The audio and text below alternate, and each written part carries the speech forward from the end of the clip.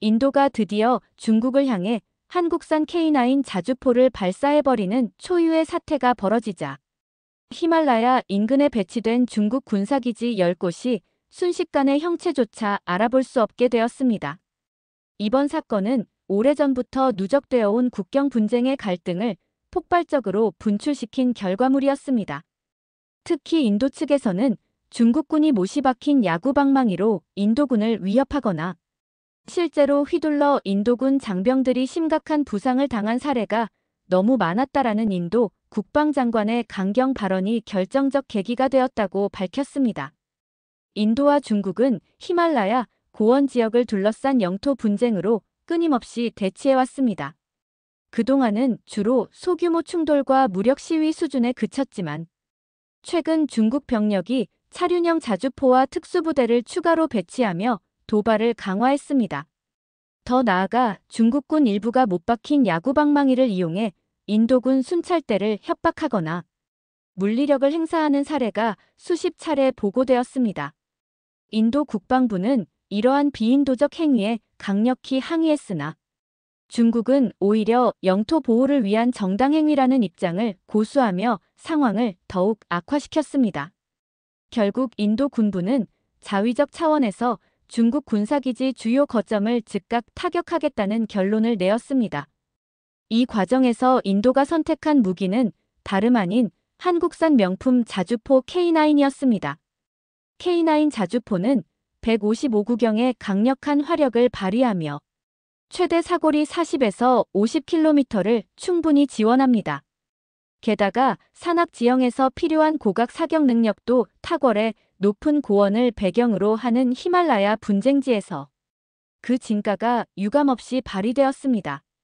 전차포보다 훨씬 대형의 포탄을 더 먼 거리에서 쏠 수 있고 자동 장전 시스템과 고성능 사격 통제 장치를 갖추어 초탄 명중률이 놀라울 정도로 높습니다.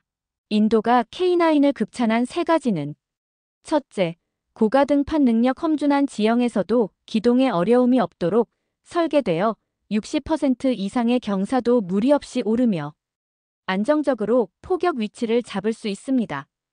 둘째, 고속 연속 사격 자동화된 장전 장치와 계산된 반동 제어 기술 덕분에 분당 6에서 8발 정도의 사격이 가능해 광범위한 화력 지원에 최적화되어 있습니다.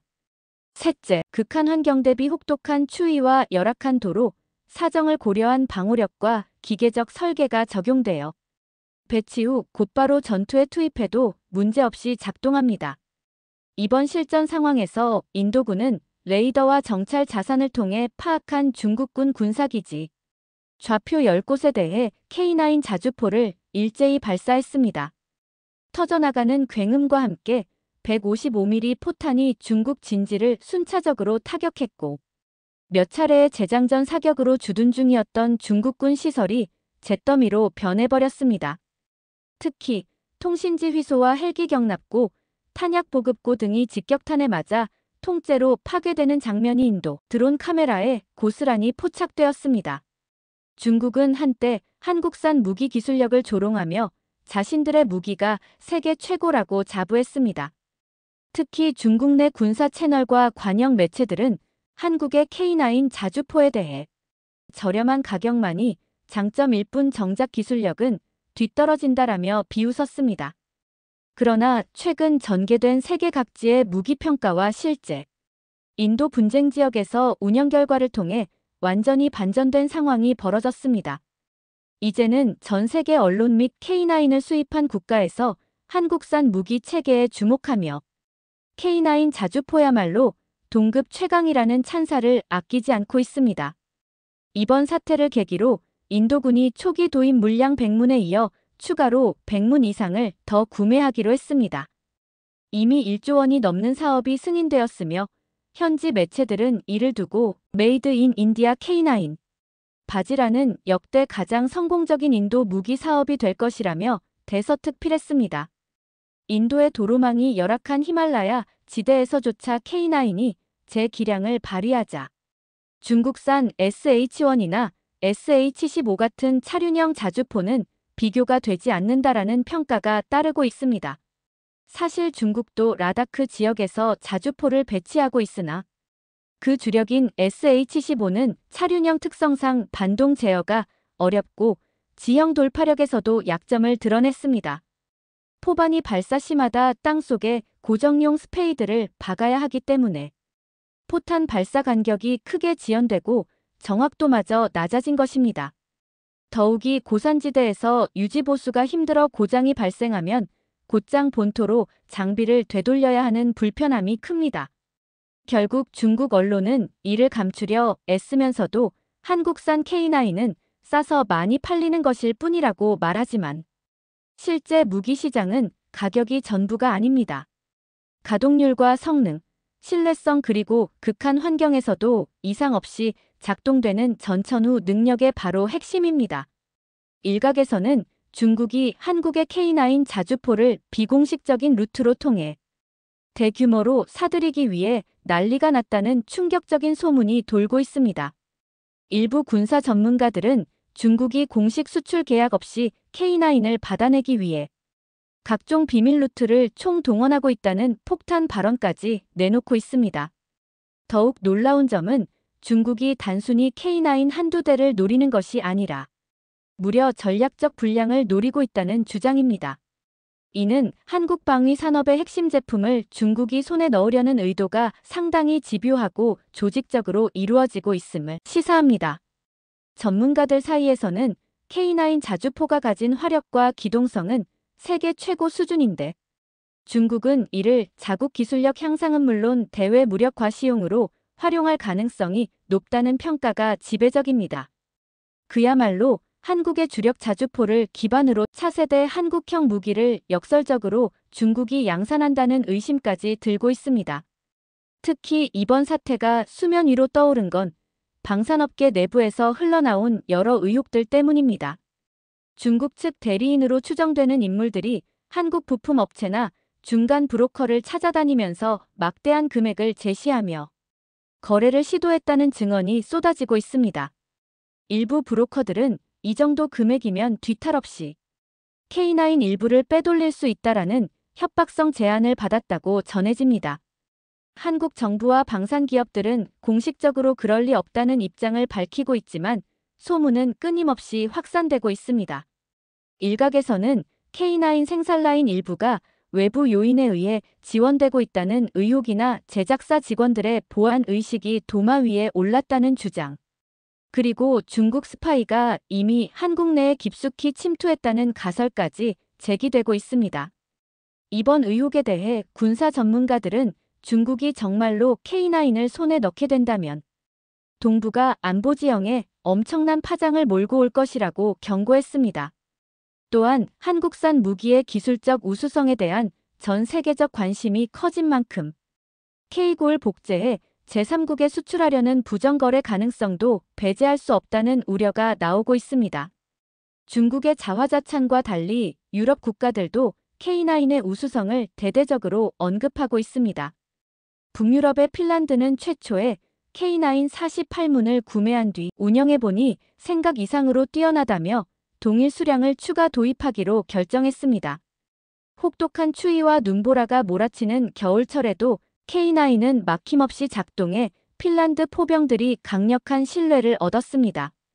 이어 노르웨이 역시 깊은 숲과 험준한 산악 지형을 아우르는 작전 환경에서 K9을 실전 배치해본 뒤 가장 뛰어난 기동성과 신뢰도를 갖춘 자주포라고 극찬했습니다. 화약 냄새가 진동하는 전장 한가운데서도 수십 발의 포탄을 연속 사격한 뒤 고장이 없는 데다가 유지보수 또한 간편하다고 입을 모았습니다. 이뿐만이 아닙니다. 아프리카 북부의 이집트, 중부 유럽의 폴란드, 나아가 동남아시아 국가들에게 이르기까지 각기 다른 언어와 문화권을 가진 세계 매체들이 K9이 보여주는 압도적 성능에 격찬을 쏟아내고 있습니다. 한국산 무기의 결정판이자 경이로운 성능과 고장률 0%에 가까운 명품, 자주포 등 자극적인 헤드라인으로 보도하는 것도 있습니다. 특히 폴란드는 현지 군사평론가들이 K9이 러시아와 접경에 있는 지역 방어에 꼭 필요한 핵심 전력이라며 극찬했습니다. 탄약 수송 차량과 자동화 시스템 그리고 높은 기동력은 기존 유럽제 자주포보다 오히려 한 수 위라는 평가입니다. 이처럼 전 세계가 한국산 무기에 대해서 한 목소리로 긍정적인 분석을 내놓으니 과거 한국 무기는 저가형 복제품이라고 비웃던 중국의 태도가 난감해지는 상황으로 봐도 이미 K9은 동종 자주포 가운데 독보적인 1위 판매량을 기록하고 있습니다. 또한 성능과 가격 관리를 넘어 가용성과 신뢰성이라는 무기 산업의 가장 중요한 지표에서 눈부신 성과를 내고 있습니다. 한국은 처음부터 경량형 싸구려 무기를 만들려고 개발한 것이 아니었습니다. 엄격한 공정 관리와 핵심 부품의 높은 수준, 그리고 현재 환경에 맞춘 맞춤형 개량 기술력이 총체적으로 뒷받침한 결과물입니다. 하나 디펜스와 국방과학연구소 그리고 다수의 한국 강소기업이 힘을 합쳐 꾸준히 기술과 품질을 끌어올렸습니다. K9을 실제 구매한 국가들은 한결같이 말합니다. 일단 써보면 또 도입하고 싶어진다고 합니다. 유지보수와 수리까지 원활하여 도입 비용 이상의 가치를 만족스럽게 얻을 수 있기 때문입니다. 여기에 각국의 지형적 특수성과 전술적 요구를 반영한 맞춤형 업그레이드까지 가능하니 어느 누가 매력을 느끼지 않겠습니까? 단순히 값싼 무기가 아니라 각종 환경을 뛰어넘어 압도적 성능을 발휘하는 명품 자주포라는 인식이 전 세계에 퍼지는 중입니다. 현지 테스트와 실전 운영을 통해 증명된 막강한 성능과 우수한 내구성, 그리고 표적 위치에 대한 빠른 반응 사격 기능 등은 이미 각국 군 지휘관들의 필수 체크리스트로 자리 잡았습니다. 이제 어느 나라에서든 자주포를 들여온다면 K9은 선택 1순위라는 말이 있을 정도입니다. 이에 국제 무기 시장에 정통한 전문가들은 한국산 무기에 대해 인식의 전환점을 찍었다고 분석합니다. 반세기 전만 해도 외국산 제품에 의존하던 우리 대한민국이 이제는 독보적 자주포 분야에서 세계 최고 수준이라니. 이는 분명 군사 강국으로 가는 상징적 사례라는 것입니다. 중국은 거듭 자신들의 무기를 홍보하며 K9을 평가절하하기 위한 방안을 모색하고 있으나 시장 반응은 정반대입니다. 세계 유럽 언론들은 인도의 히말라야 전선에서 제대로 작동하는 무기는 한국산 궤도형 자주포뿐이라고 보고했고, 혹독한 지형에서의 기동성과 화력 그리고 정글, 평원 어디에서도 문제없이 구른다고 강조했습니다. 폴란드와 노르웨이 사례에도 마찬가지로 대서특필되는 이유는 이제 자주포하면 바로 K9을 떠올리게 된다라는 말까지 등장했습니다. 지금까지 제 영상을 봐주셔서 감사합니다. 구독과 좋아요, 알림 설정은 제게 큰 힘이 됩니다. 오늘도 행복한 하루 되세요. 지금까지 정다운 튜브였습니다. 감사합니다.